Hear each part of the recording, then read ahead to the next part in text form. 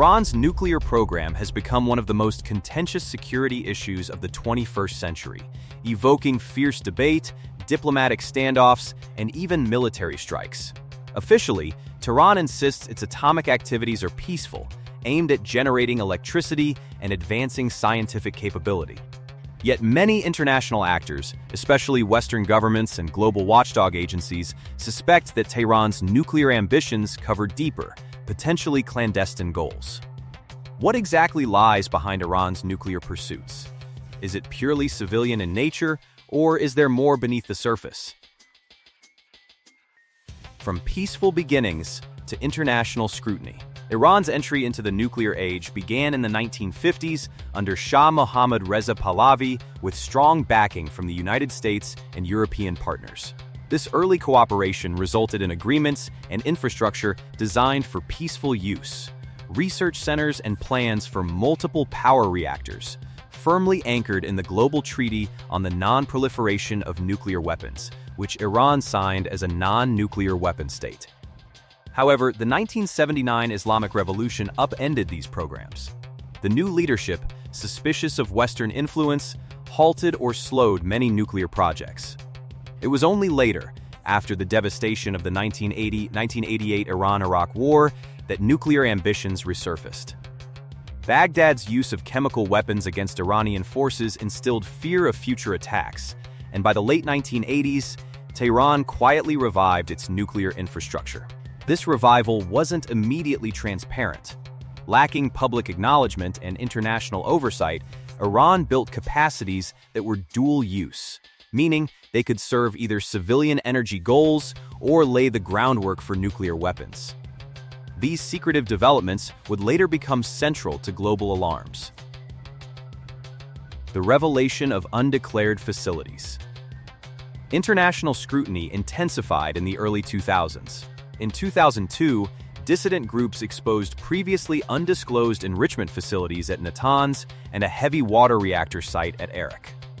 These were monumental revelations. They suggested that Iran had been hiding significant nuclear activities from the International Atomic Energy Agency, which monitors compliance with the NPT.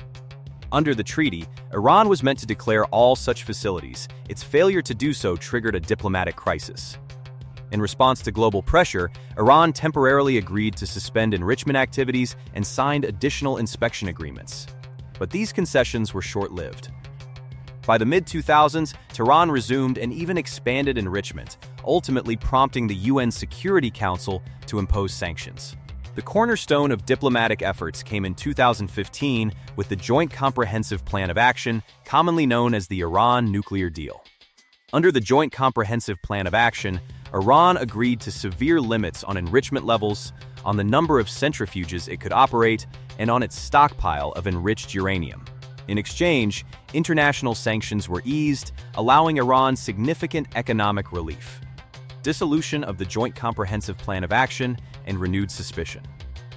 The 2018 withdrawal of the United States from the Joint Comprehensive Plan of Action marked a major turning point. With the U.S. walking away and new sanctions imposed, Tehran began to roll back its commitments.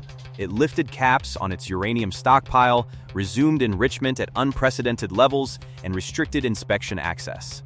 These moves alarmed other signatories and reignited fears that Iran was inching toward weapon-related thresholds. By 2025, assessments showed that Iran possessed large quantities of uranium enriched up to 60% purity, far above the 3.67% cap under the original Joint Comprehensive Plan of Action and dangerously close to the roughly 90% needed for weapons. At 60% enriched uranium, the technical leap to weapons grade is far shorter than from lower enrichment levels, meaning Tehran could rapidly cross that threshold if it chose. Critics argue there's no plausible civil use for uranium enriched to these levels, noting that such material is technically near bomb grade and could be further refined in weeks. This accumulation has been one of the central points fueling accusations that Iran's true aim might extend beyond peaceful energy. Secret sites and restricted access. Part of the mistrust surrounding Iran's program stems from its opacity. For years, Tehran limited International Atomic Energy Agency inspection rights and delayed access to sites that might host undeclared activities. In 2025, a confidential report circulated among member states revealed that the International Atomic Energy Agency could not adequately verify whether uranium enrichment had ceased at certain facilities after military strikes damaged key infrastructure.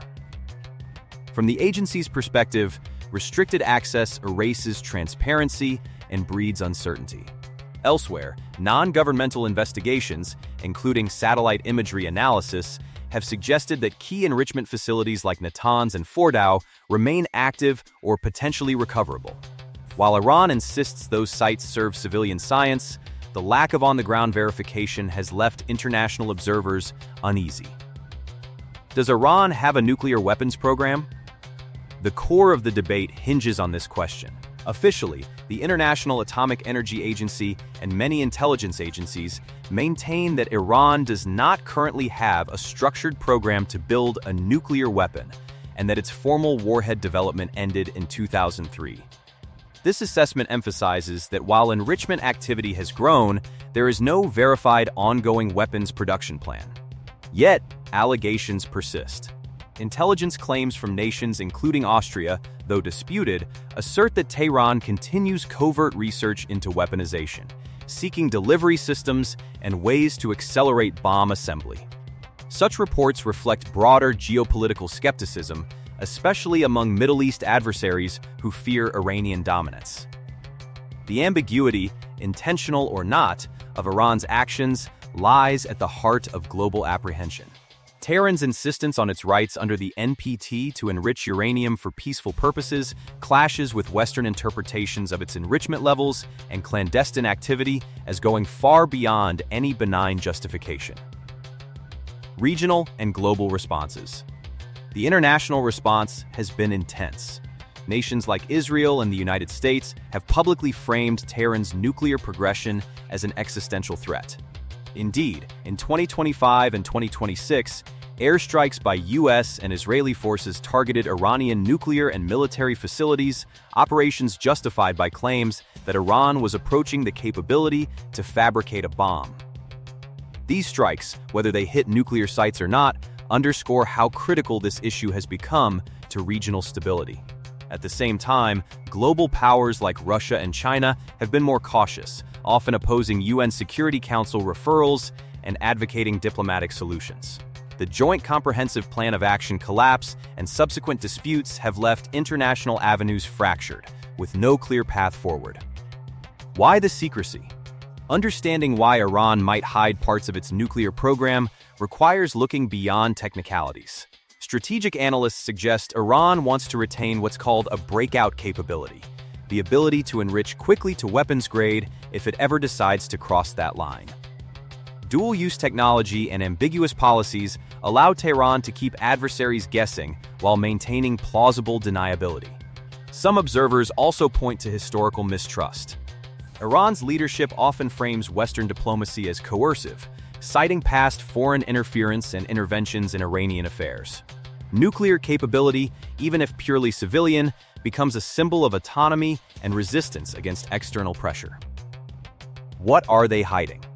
So, what exactly is Iran hiding?